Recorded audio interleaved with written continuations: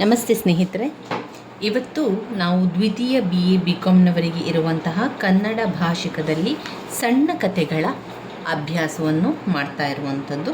ಇವತ್ತು ಕೃಷ್ಣೇಗೌಡನ ಆನೆ, ಪೂರ್ಣಚಂದ್ರ ತೇಜಸ್ವಿಯವರು ಬರೆದಿರುವಂತಹ ಈ ಕೃಷ್ಣೇಗೌಡರ ಆನೆ ಸಣ್ಣ ಕಥೆಗಳಲ್ಲಿ ಬರುವಂಥದ್ದು. ಇವತ್ತು ಕೃಷ್ಣೇಗೌಡರ ಆನೆಯ ಬಗ್ಗೆ ಸಂಪೂರ್ಣವಾಗಿ ತಿಳ್ಕೊಳ್ಳುವ ಸಾರಾಂಶವನ್ನು, ಅವುಗಳ ಸಂದರ್ಭ, ಯಾವ ರೀತಿಯ ಪ್ರಶ್ನೆಗಳನ್ನು ಕೊಟ್ಟಿದ್ದಾರೆ ಎಲ್ಲವನ್ನೂ ಕೂಡ ನೋಡ್ತಾ ಹೋಗುವ. ಮೊದಲಿಗೆ ನಾವು ಸಾರಾಂಶವನ್ನು ತಿಳ್ಕೊಳ್ಳುವ. ಅವರು ಸಾರಾಂಶ ಏನು ಕೊಟ್ಟಿದ್ದಾರೆ ಅಂತ, ಆವಾಗ ನಮಗೆ ಒಂದು ಸ್ವಲ್ಪ ಆ ಕಥೆಯ ಬಗ್ಗೆ ಗೊತ್ತಾಗ್ತದೆ. ಕೃಷ್ಣೇಗೌಡನ ಆನೆ ನಮ್ಮ ಕನ್ನಡ ನಾಡು ಮಾತ್ರವಲ್ಲ, ಭಾರತ ದೇಶದ ಹಳ್ಳಿಗಳಲ್ಲಿ ರೂಪುಗೊಳ್ಳಬಹುದಾದ ಸಾಮಾಜಿಕ, ರಾಜಕೀಯ, ಆರ್ಥಿಕ, ಧಾರ್ಮಿಕ ಜೀವನವನ್ನು, ಅಂದರೆ ಸಮಗ್ರವಾಗಿ ಒಂದು ಸಾಂಸ್ಕೃತಿಕ ಸಂದರ್ಭವೊಂದನ್ನು ಕಟ್ಟಿಕೊಡುವ ಕಥೆಯಾಗಿದೆ. ನಮ್ಮ ಬದುಕು ಹೇಗೆ ಸರ್ವಾಂಗೀಣ ಅಭಿವೃದ್ಧಿಯತ್ತ ಸಾಗಲಾರದಂತಹ ಕಗ್ಗಂಟಿನ ಕಥೆಯಾಗುತ್ತದೆ ಎಂಬುದನ್ನು ಮುಖ್ಯವಾಗಿ ಧ್ವನಿಸುತ್ತದೆ.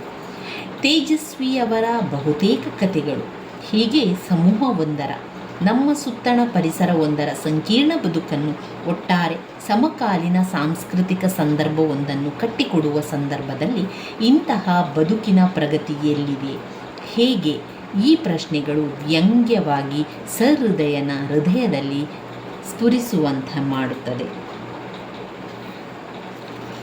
ಕೃಷ್ಣೇಗೌಡರ ಆನೆ ಈ ಸಣ್ಣ ಕಥೆಯನ್ನು ಬರೆದವರು ಪೂರ್ಣಚಂದ್ರ ತೇಜಸ್ವಿಯವರು.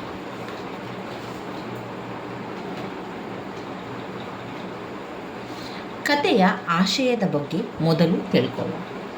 ಕೃಷ್ಣೇಗೌಡನ ಆನೆ ನಮ್ಮ ಕನ್ನಡ ನಾಡು ಮಾತ್ರವಲ್ಲ, ಭಾರತ ದೇಶದ ಹಳ್ಳಿಗಳಲ್ಲಿ ರೂಪುಗೊಂಡಿರುವಂತಹ ಒಂದು ಸಾಂಸ್ಕೃತಿಕ ಸಂದರ್ಭವನ್ನು ಕಟ್ಟಿಕೊಡುವಂತಹ ಕತೆ. ಇಲ್ಲಿ ಲೇಖಕರು ನಮ್ಮ ದೇಶದ ಜನಜೀವನ, ಸರ್ವಾಂಗೀಣ ಬದುಕು ಹೇಗೆ ಸರ್ವಾಂಗೀಣ ಅಭಿವೃದ್ಧಿಯತ್ತ ಸಾಗಲಾರದಂಥ ಗಗ್ಗಂಟಿನ ಕಥೆಯಾಗಿ ಅವರು ನಮಗೆ ಇಲ್ಲಿ ತಿಳಿಸುವಂಥದ್ದು. ಇಲ್ಲಿ ಆನೆಯಂತಹ ಬೃಹತ್ ಗಾತ್ರದ ಪ್ರಾಣಿ ಇರಲಿ, ಎಂತಹ ಸಾಹಸ ಪ್ರಕೃತಿಯ ಮನುಷ್ಯ ಬರಲಿ, ಧಾರ್ಮಿಕ ಮನುಷ್ಯ ರೂಪುಗೊಳ್ಳಲಿ, ಕೊನೆಗೆ ಬರಹಗಾರರೊಬ್ಬ ಕೂಡ ಈ ಜಟಿಲ ಸಂಕೀರ್ಣ ಬದುಕಿನ ಕಗ್ಗಂಟಿನಲ್ಲಿ ಸಿಲುಕಿ ಹೋಗಬೇಕಾಗುತ್ತದೆ ಹೊರತು ಅದನ್ನು ಇನ್ನೊಂದು ದಿಕ್ಕಿನೆಡೆ ಚಲಿಸುವಂತೆ ಮಾಡುತ್ತೇನೆ ಎಂಬುದಾಗಲಿ, ಈ ನೆಲದಲ್ಲಿ ಏನನ್ನಾದರೂ ಕೈಗೊಂಡು ಸಾಧಿಸುತ್ತೇನೆ ಎಂಬುದಾಗಲಿ ಸಾಧ್ಯವಾಗುತ್ತದೆಯೇ ಎಂಬ ಪ್ರಶ್ನೆಗಳನ್ನು ಇಂತಹ ಚಿತ್ರಣ ತನ್ನ ಒಡಲಿನೊಳಗೆ ಕೇಳಿಕೊಂಡು ಸಾಗುತ್ತದೆ. ತೇಜಸ್ವಿಯವರ ಬಹುತೇಕ ಕಥೆಗಳು ಹೀಗೆ ಸಮೂಹವೊಂದರ, ನಮ್ಮ ಸುತ್ತಣ ಪರಿಸರವೊಂದರ ಸಂಕೀರ್ಣ ಬದುಕನ್ನು, ಒಟ್ಟಾರೆ ಸಮಕಾಲೀನ ಸಾಂಸ್ಕೃತಿಕ ಸಂದರ್ಭವೊಂದನ್ನು ಕಟ್ಟಿಕೊಡುವ ಸಂದರ್ಭದಲ್ಲಿ ಇಂತಹ ಬದುಕು ಪ್ರಗತಿ ಎಲ್ಲಿದೆ, ಹೇಗೆ, ಈ ಪ್ರಶ್ನೆಗಳು ವ್ಯಂಗ್ಯವಾಗಿ ನಮಗೆ ಕಾಡುವಂತೆ ಮಾಡ್ತವೆ. ಬದುಕಿನ ಕನ್ನಡಿ ಹಿಡಿಯುವ ಮೂಲಕ ಸಾಹಿತಿಯೊಬ್ಬ ಸಾಧಿಸಬೇಕಾದ ಗುರಿಯು ಇಂತಹ ಪ್ರಶ್ನೆಗಳನ್ನು ನಮ್ಮ ಹೃದಯಗಳಲ್ಲಿ ಮೂಡಿಸುವುದೇ ಆಗಿರುತ್ತದೆ. ಕೃಷ್ಣೇಗೌಡನ ಆನೆ ಇಂತಹ ಪ್ರಶ್ನೆಗಳನ್ನು ಸಹೃದಯರಲ್ಲಿ ಮೂಡಿಸುವುದರೊಂದಿಗೆ ಇಂತಹ ಬದುಕಿನ ಸಂಕೀರ್ಣತೆಯ ನೇಗಿಯಲ್ಲಿ ಯಾರದು ಸರಿ, ಯಾರದು ತಪ್ಪು ಎಂದು ನಿರ್ಧರಿಸಲಾರದ ಗೊಂದಲದಲ್ಲಿ ಅಂತಿಮವಾಗಿ ಕಥೆಯ ಬರಹಗಾರನಂತೆ ಸಹೃದಯರು ನಿಲ್ಲುವಂತಾಗುತ್ತದೆ. ಹೀಗೆ ನಮ್ಮ ಸಮಕಾಲೀನ ನೈಜ ಬದುಕಿನ ಯಥಾವ್ಯತ್ಯಾದ ದಾಖಲೆ ಎನಿಸಿ ಕೃಷ್ಣೇಗೌಡರ ಆನೆ ಕತೆ ಮಹತ್ವವನ್ನು ಪಡೆಯುತ್ತದೆ. ಕಥೆಯ ವಿಶ್ಲೇಷಣೆಯನ್ನು ಮಾಡ್ತಾ ಹೋಗೋಣ. ಕೃಷ್ಣೇಗೌಡನ ಆನೆ. ಮೂಡಿಗೆರೆ ಎಂಬ ಹಳ್ಳಿಯಲ್ಲಿ ಯಾವ ವಸ್ತು ಎಲ್ಲಿ ಚಲಿಸಲಿ, ಅಂಗಡಿ ಒಂದು ಮುರಿದು ಬೀಳಲಿ, ಕೊಟ್ಟಿಗೆಯೊಂದು ಮುರಿದು ಬೀಳಲಿ, ಒಂದು ತಂತಿ ಮುರಿದು ಬೀಳಲಿ, ತಂತಿಗಳ ನಡುವೆ ಸಿಲುಕಿ ಮನುಷ್ಯನೊಬ್ಬ ಸಾಯುವಂತಹ ದುರ್ಘಟನೆ ಸಂಭವಿಸಲಿ, ಮನೆಯ ಒಳಗಿನ ಪೈಪಿನಲ್ಲಿ ನೀರು ಬರುವುದು ನಿಂತು ಹೋಗಲಿ, ಮನೆಯ ಒಳಗೆ ಅಟ್ಟದ ಮೇಲಿನ ಹಳೆಯ ಸವೆದ ಕೊಡಲಿ ಒಂದು ಚಲಿಸಲು ಆ ಊರಿನಲ್ಲಿರುವ ಕೃಷ್ಣೇಗೌಡನ ಆನೆ ಕಾರಣವಾಗಿರುತ್ತದೆ. ಒಟ್ಟಿನಲ್ಲಿ ಮೂಡಿಗೆರೆಯ ಜನ ತಮ್ಮ ಬದುಕಿನ ಪ್ರತಿಯೊಂದು ಆಗು ಹೋಗಿಗೂ ಆನೆಯನ್ನೇ ದೂಷಿಸುವಂಥದ್ದು ಸರ್ವೇ ಸಾಮಾನ್ಯವಾಗಿತ್ತು. ಹಾಗೆಂದು ಗೌರಿ ಎಂಬ ಆ ಹೆಣ್ಣಾನೆ ಪುಂಡು ಆನೆಯಲ್ಲ. ಪೇಟೆಯಲ್ಲಿ ಹುಡುಗರಿಂದ ಹಿಡಿದು ದೊಡ್ಡವರವರೆಗೂ ಪ್ರತಿಯೊಬ್ಬರಿಗೂ ಪ್ರಿಯವಾದ ಆನೆ. ತನ್ನ ಜೀವನಯಾನಕ್ಕಾಗಿ ಎಲ್ಲ ತರಹದ ವ್ಯವಹಾರಗಳನ್ನು ಮಾಡಿ ಎಲ್ಲದರಲ್ಲೂ ನಷ್ಟ ಅನುಭವಿಸಿ ಸೋತು ಹೋಗಿದ್ದ ಕೃಷ್ಣೇಗೌಡ ಘಟ್ಟದ ಕೆಳಗಿನ ಗೂಳೂರು ಮಠದಲ್ಲಿ ಆನೆ ಒಂದು ಹಾಕಿದ ಮರಿಯೇ ಕೃಷ್ಣೇಗೌಡರ ಬಳಿ ಇದ್ದ ಆನೆ. ಗೂಳೂರು ಮಠದವರಿಗೆ ಆ ಆನೆಯನ್ನು ಸಾಕುವುದಕ್ಕಿಂತ ಹೆಚ್ಚಾಗಿ ಅದರ ಮಾವುತನಾದ ವೇಲಾಯುಧನ ದುರ್ನಡತೆಯನ್ನು ಸಹಿಸುವುದು ಅಸಾಧ್ಯವಾದುದರಿಂದ ಹೇಗಾದರೂ ಆನೆಯ ಮಾವುತನನ್ನು ಯಾರಿಗಾದರೂ ದಾಟಿಸಬೇಕೆಂದು ನೋಡುತ್ತಿದ್ದಾಗ ವೇಲಾಯುಧ ಮಠದಲ್ಲಿ ಮಾಡಿದ್ದ 4-5 ಸಾಲ ಹಿಂದಿರುಗಿಸಿದರೆ ಸಾಕು ಎಂದು ಕೃಷ್ಣೇಗೌಡನಿಗೆ ಆ ಆನೆಯನ್ನು ಕೊಟ್ಟಿರುತ್ತಾರೆ. ಚಾರ್ಮಡಿ ಹತ್ತಿರದ ದಟ್ಟ ಕಾಡನ್ನು ಸರಕಾರ ವಿಮ್ಕೋ ಕಂಪೆನಿಗೆ ಬೆಂಕಿ ಮರ ಕಡಿಯಲು ಗುತ್ತಿಗೆ ಕೊಟ್ಟಿರುತ್ತದೆ.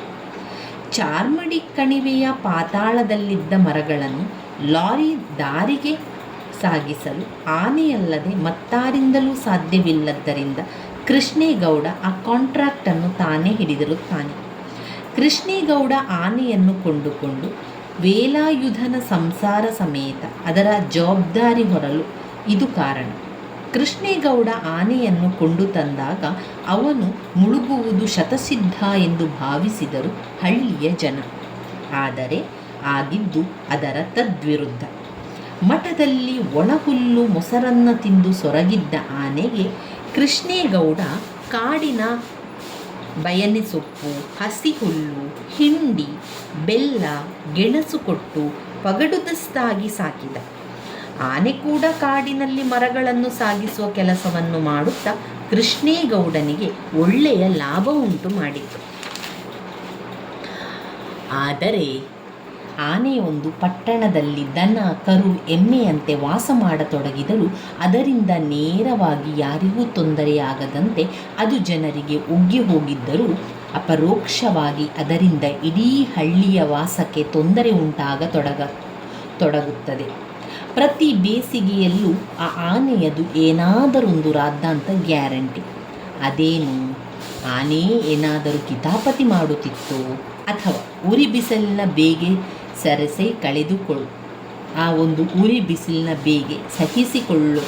ಸಹಿಸಿ ಕಳೆದುಕೊಳ್ಳುತ್ತಿದ್ದ ಜನಗಳ ಅಸಹನೆ ಇದಕ್ಕೆ ಕಾರಣವೋ ಹೇಳುವುದು ಕಷ್ಟ. ಕತೆ ಪ್ರಾರಂಭವಾಗುವುದು ಲೈನ್ ಮ್ಯಾನ್ ದುಗ್ಗಪ್ಪ ನಿರೂಪಕರಿಂದ. ಕೊಡಲಿ ಕೇಳಲು ಬರುವುದರಿಂದ ಮರವೊಂದರ ಕೊಂಬೆ ವೈರು ಮೇಲೆ ಬಿದ್ದಿರುವುದು ಕಾರಣವಾಗಿ ಒಂದು ಇಡೀ ಲೈನ್ ಡೆಡ್ ಆಗಿರುತ್ತದೆ. ಮರದ ಎಲೆ ಕಿತ್ತುಕೊಳ್ಳಲು ಹೋಗಿ ಮರದ ಕೊಂಬೆಯನ್ನು ಎಲೆಕ್ಟ್ರಿಕ್ ಲೈನ್ ಮೇಲೆ ಆನೆ ಕೆಡವಿರುತ್ತದೆ.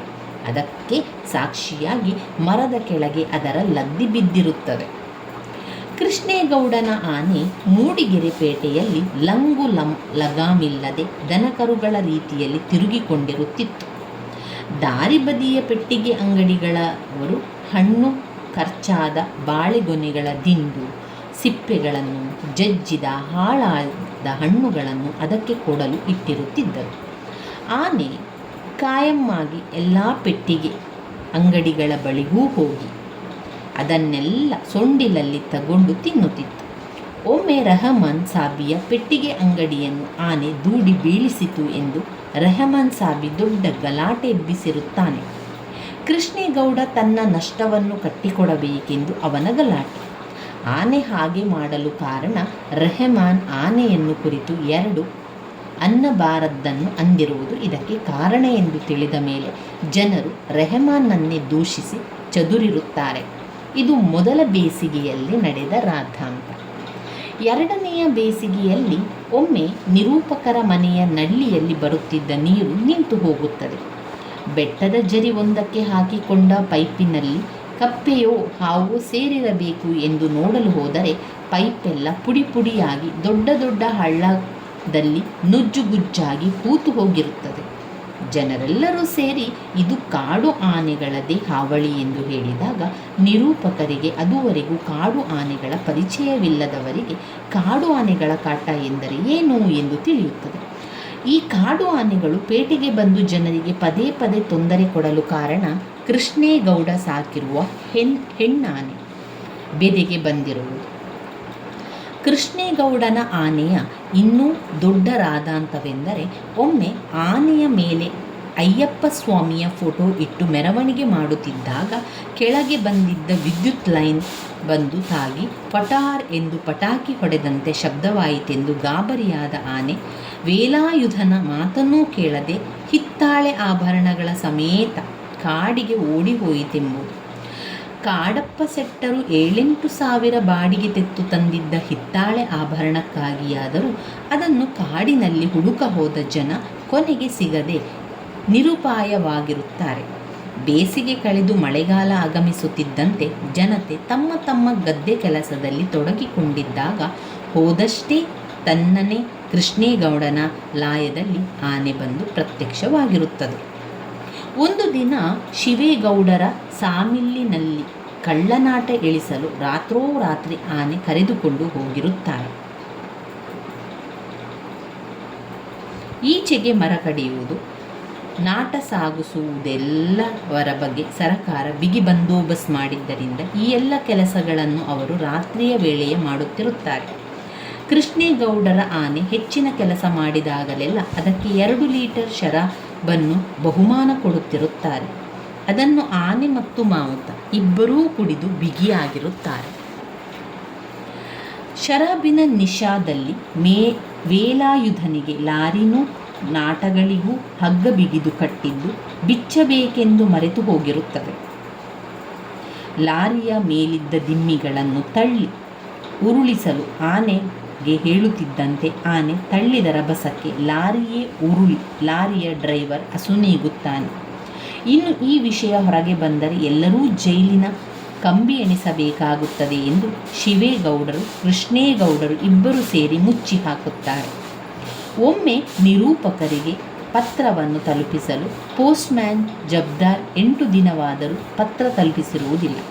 ಅವನಿಗೆ ಹುಚ್ಚು ನಾಯಿ ಕಡಿದಿರುತ್ತದೆ. ಲೈನ್ಮ್ಯಾನ್ ದುರ್ಗಪ್ಪ ಮತ್ತು ಜಬ್ದಾರ್ ಸೇರಿಕೊಂಡು ಹುಚ್ಚು ನಾಯಿಗಳ ವಿರುದ್ಧ ಮುನ್ಸಿಪಾಲಿಟಿ ಪ್ರೆಸಿಡೆಂಟ್ಗೆ ಕಂಪ್ಲೇಂಟ್ ಕೊಡಲು ನಿರೂಪಕರನ್ನು ಪುಸಲಾಯಿಸುತ್ತಾರೆ. ಸಮಸ್ಯೆಯ ಗಂಭೀರತೆಯನ್ನು ಅರಿತ ನಿರೂಪಕರು ಮುನ್ಸಿಪಲ್ ಪ್ರೆಸಿಡೆಂಟ್ ಬಿಳಿಯ ಗಡ್ಡದ ಖಾನ್ ಸಾಹೇಬರನ್ನು ಭೇಟಿ ಮಾಡಿದಾಗ ತಾವು ಎಷ್ಟು ನಾಯಿಗಳನ್ನು ಕೊಂದರು, ರಾತ್ರೋರಾತ್ರಿ ಧರ್ಮಸ್ಥಳದವರು ಜೈನ ಧರ್ಮೀಯರಾದ ಕಾರಣ ಅವರು ನಾಯಿಗಳನ್ನು ಕೊಲ್ಲದೆ ಇಲ್ಲಿ ತಂದು ಬಿಟ್ಟು ಹೋಗುತ್ತಾರೆ ಎಂದು, ತಾವು ಏನೇ ಮಾಡಲು ಹೋದರೂ ಹಿಂದೂ ಮುಸ್ಲಿಂ ಗಲಾಟೆಗೆ ಕಾರಣವಾಗುತ್ತದೆ ಎಂದು ಮೊನ್ನೆ ಕೃಷ್ಣೇಗೌಡನ ಆನೆಯನ್ನು ಪೇಟೆಯಲ್ಲಿ ಓಡಾಡಲು ಬಿಡದೆ ನಿರ್ಬಂಧಿಸಿ ಎಂದು ಹೇಳಿದರೆ, ಮುಸ್ಲಿಮರು ರಂಜಾನ್ ದಿನ ನೀವು ಒಂಟೆಯನ್ನು ಪೇಟೆಯಲ್ಲಿ ಓಡಾಡಿಸಬಹುದು, ನಾವು ಓಡಾಡಿಸಬಾರದು ಎಂದು ಪ್ರಶ್ನಿಸಿದರಂತೆ. ತಾವು ಎಲ್ಲವನ್ನು ಸರಿದೂಗಿಸಿ ತಮ್ಮ ಟರ್ಮ್ ಪೂರೈಸುವುದೇ ತಮ್ಮ ಜವಾಬ್ದಾರಿ ಎಂದು ಬಿಡುತ್ತಾರೆ. ಕೃಷ್ಣೇಗೌಡನ ಆನೆ ಹೀಗೆ ಎಲ್ಲ ವಿಷಯಗಳ ಕೇಂದ್ರವಾಗುತ್ತಲೇ ಇರುತ್ತದೆ. ಈ ಎಲ್ಲಕ್ಕಿಂತ ದೊಡ್ಡ ದುರಂತವೆಂದರೆ ಟೆಲಿಫೋನ್ ಲೈನ್ಮ್ಯಾನ್ ತಿಮ್ಮಪ್ಪನ ಸಾವು. ಮೂಡಿಗೆರೆ ಆಧುನೀಕರಣವಾಗುತ್ತಾ ಹೋದಂತೆ ಎಲೆಕ್ಟ್ರಿಕ್ ಆಫೀಸ್ನವರ ಪ್ರೈಮರಿ ಲೈನ್ಗಳು, ಸೆಕೆಂಡರಿ ಲೈನ್ಗಳು, ಟೆಲಿಫೋನಿನವರ ಕನೆಕ್ಷನ್ ಲೈನ್ಗಳು, ಟ್ರಂಕ್ ಲೈನ್ಗಳು, ಇವರ ನಡುವೆ ಡಿಶ್ ಆಂಟೆನಾ ಕೇಬಲ್ಗಳು, ಈ ತಂತಿಗಳ ಕಂಬಗಳ ನೂಕುನುಗ್ಗಲಿನಲ್ಲಿ ಊರಿನಲ್ಲಿ ಯಾರಾದರೂ ಗಟ್ಟಿಯಾಗಿ ಕೆಮ್ಮಿದರೆ ಸೀನಿದರೆ ಸಹ ಜೋಲಾಡುವ ತಂತಿಗಳು ಒಂದಕ್ಕೊಂದಾಗಿ ತಾಗಿ ಡಿಪಾರ್ಟ್ಮೆಂಟ್ಗಳಿಗೆ ಜಗಳ ಶುರುವಾಗುತ್ತಿತ್ತು. ಯಾವಾಗ ನೋಡಿದರೂ ಟಿವಿಯಲ್ಲಿ ಚಿತ್ರ ಸರಿ ಬರುತ್ತಿಲ್ಲ ಎಂದು ಟೆಕ್ನಿಷಿಯನ್ಗಳು, ಫೋನ್ ಗೊರಗೊರ ಎನ್ನುತ್ತದೆ ಎಂದು ಲೈನ್ಮ್ಯಾನ್ಗಳು, ಫ್ಯೂಸ್ ನಿಲ್ಲುತ್ತಿಲ್ಲ ಎಂದು ಕರೆಂಟಿನವರು, ಕಟ್ಟಿಂಗ್ ಪ್ಲೇಯರ್ ಸ್ಕ್ರೂ ಡ್ರೈವರ್ಗಳು ಕೈಯಲ್ಲಿ ಹಿಡಿದುಕೊಂಡು ಆಕಾಶ ನೋಡುತ್ತಾ ಎದುರಿಗೆ ಬರುವವರಿಗೆ ಡಿಕ್ಕಿ ಹೊಡೆದುಕೊಂಡು ಓಡಾಡುತ್ತಿರುವುದು ಸರ್ವೇ ಸಾಮಾನ್ಯ ದೃಶ್ಯ. ಮೂಡಿಗೆರೆಯಿಂದ ನುಗ್ಗೇಹಳ್ಳಿ ಕಡೆಗೆ ಹೋಗಿರುವ ಟೆಲಿಫೋನ್ ಕಂಬಗಳು 30-40 ಕನೆಕ್ಷನ್ಗಳೊಂದಿಗೆ ಜಟಿಲವಾಗಿ ಸೇರಿಕೊಂಡಿರುತ್ತದೆ. ಟೆಲಿಫೋನ್ ಲೈನ್ಮನ್ ತಿಮ್ಮಪ್ಪ ಅಂದು ಬೆಳಗ್ಗೆ ಎಕ್ಸ್ಚೇಂಜ್ ಬಳಿಗೆ ಬಂದಾಗ ನುಗ್ಗೇಹಳ್ಳಿಯ ಕಡೆಯ ಅಷ್ಟೂ ಲೈನ್ಗಳು ಡೆಡ್ ಆಗಿವೆ ಎಂದು ಮೇಂಟೆನೆನ್ಸ್ ರವರು ಹೇಳಿ ಕಳುಹಿಸುತ್ತಾರೆ. ಊರಿನಿಂದ ಸಾಕಷ್ಟು ದೂರದಲ್ಲಿದ್ದ 17ನೆಯ ಕಂಬದ ಜಂಕ್ಷನ್ ಬಾಕ್ಸ್ ಪರಿಶೀಲನೆ ಮಾಡಿ ಯಾವ ಯಾವ ಲೈನ್ ಡೆಡ್ ಆಗಿದೆ ತಿಳಿಯಲು ತಿಮ್ಮಪ್ಪ ಆ ಕಂಬ ಹತ್ತುತ್ತಿದ್ದಂತೆ 30-40 ತಂತಿಗಳ ತೊಡಕಿನೊಳಗೆ ನುಸುಳಿ ತಿಮ್ಮಪ್ಪ ಜಂಕ್ಷನ್ ಬಾಕ್ಸ್ ಬಿಚ್ಚಿ ಸ್ಕ್ರೂಡ್ರೈವರ್ನಲ್ಲಿ ಎಂಥದನ್ನೋ ಮೀಟುತ್ತಿರಬೇಕಾದರೆ ಇದ್ದಕ್ಕಿದ್ದಂತೆ ಅಲ್ಲೇ ಸತ್ತು ಹೋಗುತ್ತಾನೆ. ಅನೇಕ ತಂತಿಗಳ ಗೋಜಲಿನೊಳಗೆ ಸಿಕ್ಕಿಕೊಂಡಿದ್ದ ತಿಮ್ಮಪ್ಪನ ಹೆಣ ರಿಪೇರಿ ಭಂಗಿಯಲ್ಲೇ ಕುಳಿತುಕೊಂಡು ಸತ್ತ ಹಾಗೆ ಕಾಣದೆ ಎಲ್ಲರೂ ಅವನು ರಿಪೇರಿ ಮಾಡುತ್ತಿದ್ದಾನೆಂದು ಭಾವಿಸಿ ಸುಮ್ಮನೆ ನಡೆದು ಹೋಗಿ ಮತ್ತೊಬ್ಬ ಲೈನ್ಮ್ಯಾನ್ ಶಂಕರಪ್ಪ 2 ದಿನ ಕಳೆದು ಬಂದು ನೋಡಿದಾಗಲೇ ನಡೆದಿದ್ದ ದುರಂತ ಇಲಾಖೆಯವರಿಗೆ ತಿಳಿಯುವುದು.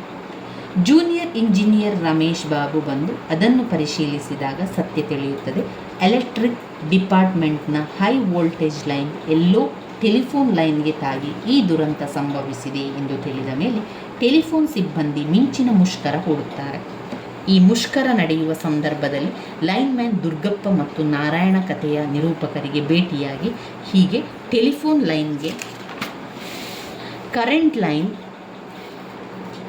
ಒಮ್ಮೆ ಟಚ್ ಆಗುತ್ತಾ ಮತ್ತೊಮ್ಮೆ ಬಿಡುತ್ತಾ ಇರುವ ರೀತಿಗೆ ಕಾರಣ ಕೃಷ್ಣೇಗೌಡರ ಆನೆ ಎಂದು ದುರ್ಗಪ್ಪ ಈ ತಾಂತ್ರಿಕ ಅಂಶವನ್ನು ನಿರೂಪಕರಿಗೆ ಬಿಚ್ಚಿ ಮನವರಿಕೆ ಮಾಡಿಕೊಡುತ್ತಾರೆ. ಊರಿನಲ್ಲಿರುವ ಹೆಣ್ಣಾನೆಗೆ ಮೈ ಕಡಿತ ಬಂದರೆ ಉಜ್ಜಲು ಮರಗಿಡಗಳಿಲ್ಲದ ಕಾರಣ ಯಾವುದೋ ಕಂಬಕ್ಕೆ ಹೋಗಿ ಮೈ ಉಜ್ಜುತ್ತದೆ. ಅದು ಮೈ ಉಜ್ಜುತ್ತಿದ್ದಂತೆ ಕಂಬದ ತಂತಿಗಳೆಲ್ಲ ಸಿಡಿದು ಹೋಗುವುದನ್ನು ನಾವು ಕಣ್ಣಾರೆ ಕಂಡದ್ದನ್ನು ಕಾಡಿನಲ್ಲಿ ದನಗಳನ್ನು ಮೇಯಿಸಲು ಹೋಗಿದ್ದ ಮಕ್ಕಳು ತಿಳಿಸುತ್ತವೆ. ಈ ಮಧ್ಯೆ ಮತ್ತೊಂದು ಬೇಸಿಗೆ ಬಂದು ಒಂದು ರಾತ್ರಿ ಸುಬ್ಬೇಗೌಡನ ಕೊಟ್ಟಿಗೆಗೆ ಕೃಷ್ಣೇಗೌಡನ ಆನೆ ಬಂದು ಮೇಕೆಗಳಿಗೆ ಹಾಕಿದ್ದ ಮೇವನ್ನು ಎಳೆದುಕೊಂಡು ಹೋಗಿರುತ್ತದೆ. ನಾಯಿಗಳು ಜೋರಾಗಿ ಬೊಗಳಲು ಏನು ಸಮಾಚಾರ ಅಂತ ಪರಿಶೀಲಿಸಲು ಹೋದಾಗ ಸುಬ್ಬೇಗೌಡನ ಕೊಟ್ಟಿಗೆಯ ಮಾಡು ಬಿದ್ದು 4 ಮೇಕೆಗಳು ಪ್ರಾಣ ಕಳೆದುಕೊಂಡಿರುತ್ತದೆ. ಅದೇ ದಿನ ರಾತ್ರಿ ಶಿವೇಗೌಡರ ಸಾಮಿಲ್ಲಿಗೆ ಕಳ್ಳನಾಟ ಸಾಗಿಸುತ್ತಿದ್ದ ಅಬ್ಬಾಸ್ನ ಲಾರಿ ರಸ್ತೆ ಪಕ್ಕದ ಗೋಣಿ ಮರಕ್ಕೆ ಡಿಕ್ಕಿ ಹೊಡೆದು ಮರದ ದಿಮ್ಮೆಗಳಿಗೂ ಗೋಣಿ ಮರಕ್ಕೂ ನಡುವೆ ಡಿಕ್ಕಿ. ಡ್ರೈವರ್ ಅಬ್ಬಾಸ್, ಕ್ಲೀನರ್ ಕೃಷ್ಣ ಅಪ್ಪಚ್ಚಿಯಾಗಿ ಹೋಗುತ್ತಾರೆ. ಸುಬ್ಬೇಗೌಡ ತನ್ನ ಕೊಟ್ಟಿಗೆಯಲ್ಲಾದ ನಷ್ಟವನ್ನು ಫಾರೆಸ್ಟ್ ಆಫೀಸರ್ ನಾಗರಾಜರಿಗೆ ಹೇಳಲು ಹೋದರೆ ಅವರು ಅದಕ್ಕೆ ಅವಕಾಶ ಕೊಡದೆ ಕಳ್ಳನಾಟ ಯಾರದ್ದು, ಮರ ಎಲ್ಲಿಯದು ಇತ್ಯಾದಿಗಳನ್ನೇ ತನಿಖೆ ಮಾಡುತ್ತಾ ಕೇಸು ಬಿಲ್ಡಪ್ ಮಾಡಲು ಕಾತರನಾಗಿರುತ್ತಾರೆ. ಪೊಲೀಸ್ ಇನ್ಸ್ಪೆಕ್ಟರ್ ಇಲ್ಲದಿದ್ದರೆ ಮಾತಿಗೆ ಮಾತು ಬೆಳೆದು ಅಲ್ಲೇ ಗಲಾಟೆ ಹೊಡೆದಾಟ ಆಗುವ ಸಂಭವ ಕಂಡುಬರುತ್ತದೆ. ಸರಿ, ಮುಂದೇನಾಗ್ತದೆ ಅಂತ ನೋಡೋಣ. ಮುಂದೆ ಬಂದು ಮಧ್ಯಾಹ್ನ ಮುನ್ಸಿಪಲ್ ಪ್ರೆಸಿಡೆಂಟ್ ಖಾನ್ ಸಾಹೇಬರು ಪುರಪ್ರಮುಖರ ಮೀಟಿಂಗ್ಗೆ ಕರೀತಾರೆ. ಬನ್ನಿ ಇವತ್ತು ಮೀಟಿಂಗ್ ಇದೆ, ಹೋಗುವ.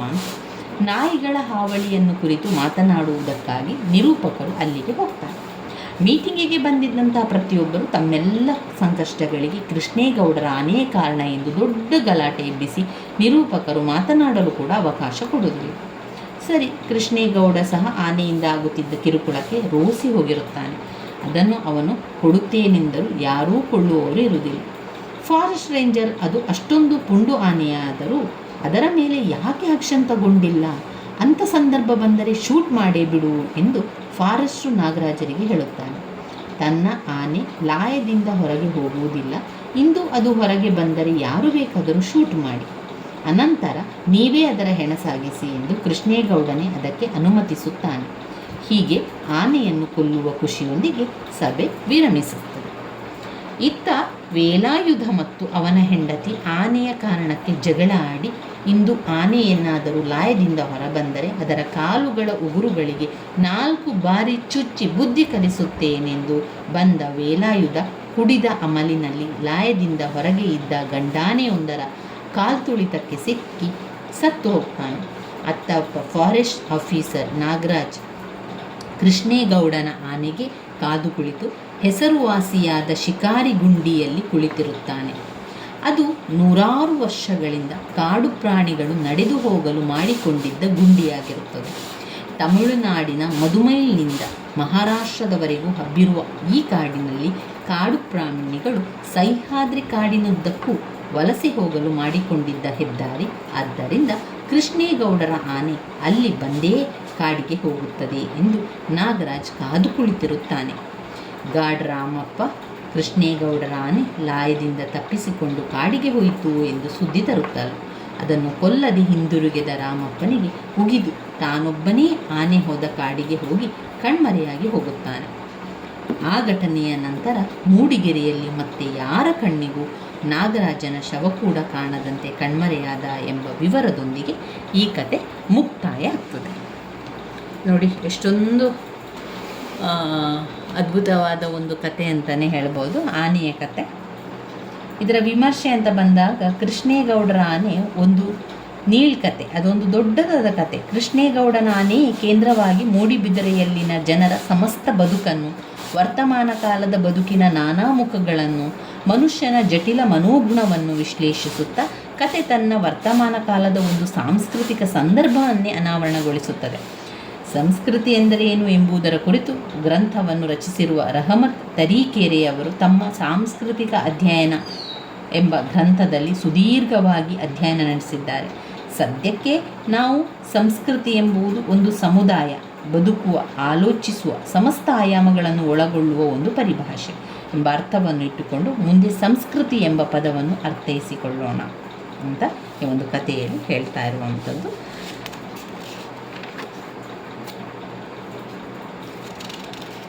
ಒಟ್ಟಿನಲ್ಲಿ ಈ ಒಂದು ಕೃಷ್ಣೇಗೌಡರ ಆನೆ ಬಲಾಢ್ಯ, ಶಕ್ತಿಶಾಲಿಯಾದ ಕಾಡು ಪ್ರಾಣಿಯಾದರೂ ಅಷ್ಟೇ ಮುಗ್ಧವಾದ ಪ್ರಾಣಿಯ ಸುತ್ತ ಹೆಣೆದುಕೊಳ್ಳುವಂತಹ ಮನುಷ್ಯನ ಜಟಿಲ ಸಂಕೀರ್ಣ ಮನಸ್ಸಿನ ಅನಾವರಣವನ್ನು ಪ್ರಧಾನವಾಗಿ ಈ ಒಂದು ಕಥೆಯಲ್ಲಿ ಚಿತ್ರಿಸುವಂಥದ್ದು. ಊರಿನ ವಿದ್ಯುತ್ ತಂತಿಗಳಂತೆ ಟೆಲಿಫೋನ್ ತಂತಿಗಳ ಎಲ್ಲ ತಂತಿಗಳ ಅವಾಂತರಗಳಿಗೂ ಕೃಷ್ಣೇಗೌಡನ ಆನೇ ಕಾರಣ ಎಂದು ಸಾಕ್ಷಿ ಸಮೇತ ದೃಢಪಡಿಸುವ ಲೈನ್ಮ್ಯಾನ್ ದುಗ್ಗಪ್ಪ ಊರಿನ ರಾಜಕಾರಣವನ್ನು ನಿಭಾಯಿಸುತ್ತಾ ಕೊನೆಗೆ ಆನೆಯ ಸಾವಿಗೆ ಬಂದು ನಿಲ್ಲುವ ಮುನ್ಸಿಪಲ್ ಪ್ರೆಸಿಡೆಂಟ್ ಖಾನ್ಸಾಬರ ನಿರ್ಜೀವ ರಾಜಕಾರಣ, ಕಾಡು ಪ್ರಾಣಿಯಾದ ಆನೆಯನ್ನು ನಿರ್ಲಕ್ಷಿಸಿ ಮನುಷ್ಯ ಪ್ರಾಣಿಯ ಕಳ್ಳ ವ್ಯವಹಾರಗಳನ್ನೇ ನಿಯಂತ್ರಿಸಲು ಹೊರಡುವ ಫಾರೆಸ್ಟ್ ಆಫೀಸರ್ ನಾಗರಾಜ, ತನ್ನ ಮಾವುತನಿಗಾಗಿ ಆಹಾರ ಬಿಟ್ಟು ಪ್ರೀತಿ ತೋರಿದ ಆನೆಯನ್ನು ಪ್ರೀತಿಯಿಂದ ಕಾಣಲಾಗದ ವೇಲಾಯುಧನ ಸಂಸಾರ, ಕೊನೆಗೆ ಅವನನ್ನೇ ಬಲಿ ತೆಗೆದುಕೊಂಡ ರೀತಿ, ತನ್ನ ಏಳ್ಗೆ ಅಭಿವೃದ್ಧಿಗೆ ಕಾರಣವಾದ ಆನೆಯನ್ನು ಪ್ರೀತಿಸಲಾಗದ ಕೃಷ್ಣೇಗೌಡ ಮನುಷ್ಯನ ಮನಸ್ಸಿನ ಈ ವರ್ತನೆಗಳಿಗೆ ಅವರ ಬದುಕನ್ನು ಸುತ್ತಿಕೊಂಡ ಸಮಸ್ಯೆಗಳು ಕಾರಣವೋ ಅಥವಾ ಬೇಸಿಗೆ ಕಾಲ ಕಾರಣವೋ ಅಥವಾ ಮನುಷ್ಯ ತನ್ನ ಸುತ್ತ ಬದುಕನ್ನು ಅರ್ಥ ಮಾಡಿಕೊಳ್ಳಲಾಗದ ಅಸಹಾಯಕತೆ ಕಾರಣವೋ ಎಂಬ ಜಟಿಲತೆಯಲ್ಲಿ ಕತೆ ಮುಕ್ತಾಯವಾಗುವಂಥದ್ದು. ಈ ಕಥೆಯಲ್ಲಿ ಬರುವಂತಹ ಸಂದರ್ಭದ ಪ್ರಶ್ನೆಗಳು: ನಮ್ಮ ಕಡೆ ಕೆಮ್ಮು ಕಾಲಿಂಗ್ ಬೆಲ್ ಇದ್ದ ಹಾಗೆ, ಆನೆ ಸಾಕುವುದು ಎಂದರೆ ಎಲೆಕ್ಷನ್ಗೆ ನಿಂತ ಹಾಗೆ, ಆನೆಗೂ ಮಾನ ಮರ್ಯಾದೆ ಇರುತ್ತೆ ತಿಳ್ಕೊ,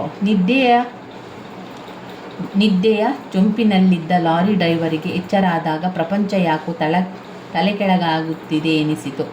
ನೀವು ರಂಜಾನ್ ದಿನ ಒಂಟೇನ ಪೇಟೆ ಬದಿಯಲ್ಲಿ ಕರ್ಕೊಂಡು ಹೋಗಬಹುದು, ನಾವು ಆನೆ ಕರ್ಕೊಂಡು ಹೋಗಬಾರ್ದ ಅಂತ ಹೇಳುವುದಕ್ಕೆ ನೀನು ಯಾರು? ಇದ್ಕಿದ್ದಂಗೆ ಶಿಡ್ಲು ಹೊಡೆದಂಗಾಯ್ತು ಸರ್. ಈ ಕಂಬದೊಳಗೆ ಏನೋ ಸೇರ್ಕೊಂಡಿದೆ. ಬಾಯಿಲ್ಲದೋಳು ಈ ಪ್ರಪಂಚದಲ್ಲಿ ಬದುಕೋ ಹಂಗಿಲ್ಲ, ಇಲ್ಲವೇ ನಯ್ಯ? ಯಾರಿಗೂ ಆನೆ ಬಗ್ಗೆ ಅಂಥ ಕ್ರೋಧವಾಗಲಿ ದ್ವೇಷವಾಗಲಿ ಇರಲಿಲ್ಲ. ಅದೇ ರೀತಿ ಪ್ರೀತಿ ವಿಶ್ವಾಸಗಳು ಕೂಡ ಇರಲಿಲ್ಲ. ಮೀಟಿಂಗ್ ಅಟೆಂಡ್ ಮಾಡಲು ಪುರುಸೊತ್ತಿದ್ದವರೆಲ್ಲ ಪುರ ಪ್ರಮುಖರು. ಜನಗಳ ಬೇಜವಾಬ್ದಾರಿತನ ಮಾತುಗಳಲ್ಲಿ ಸುಳ್ಳು ಯಾವುದು ನಿಜ ಯಾವುದು ಬೇರ್ಪಡಿಸಲಾಗುವುದಿಲ್ಲ. ಇವಿಷ್ಟು ಸಂದರ್ಭ ಸ್ವಾರಸ್ಯದ ಪ್ರಶ್ನೆಗಳಲ್ಲಿ ಬಂದಿರುವಂಥದ್ದು. ಇವಿಷ್ಟು ವಿಚಾರ ಪೂರ್ಣಚಂದ್ರ ತೇಜಸ್ವಿಯವರು ಬರೆದಿರುವಂತಹ ಕೃಷ್ಣೇಗೌಡರ ಆನೆಯಲ್ಲಿ ನಾವು ಇವಿಷ್ಟು ವಿಚಾರಗಳನ್ನು ತಿಳ್ಕೊಂಡಿದ್ದೆವು. ನಮಗೆ ಇನ್ನಷ್ಟು ಬೇಕು ವಿಷಯ ಅಂತ ಹೇಳಿದರೆ ಕೃಷ್ಣೇಗೌಡರ ಆನೆ ಪುಟ ಸಂಖ್ಯೆ 281 ನೋಡಿ. ಸಂಪೂರ್ಣ ಕಥೆಯನ್ನು ಅವರು 4ರಿಂದ 5 ಪುಟದಷ್ಟು ಕಥೆಯನ್ನು ಕೊಟ್ಟಿದ್ದಾರೆ ನೋಡಿ. 4ರಿಂದ 5 ಪುಟದಷ್ಟು ಕಥೆಯನ್ನು ನೀವು ಓದ್ಕೊಳ್ಬೋದು, ಅಥವಾ ಸಾರಾಂಶ ನಿಮಗೆ ಸ್ವಲ್ಪ ಗೊತ್ತಿದ್ದರೆ ನಂತರ ಅದನ್ನು ನಿಮಗೆ ಬರಿತಾ ಹೋಗಲಿಕ್ಕಾಗ್ತದೆ. ನನ್ನ ವೀಡಿಯೋಸ್ ಎಲ್ಲ ನಿಮಗೆ ಇಷ್ಟ ಆಗಿದ್ದರೆ ಲೈಕ್ ಕೊಡಿ, ಶೇರ್ ಮಾಡಿ, ಸಬ್ಸ್ಕ್ರೈಬ್ ಮಾಡಲಿಕ್ಕೆ ಮರೆಯಬೇಡಿ ಸ್ನೇಹಿತರೆ. ಧನ್ಯವಾದಗಳು.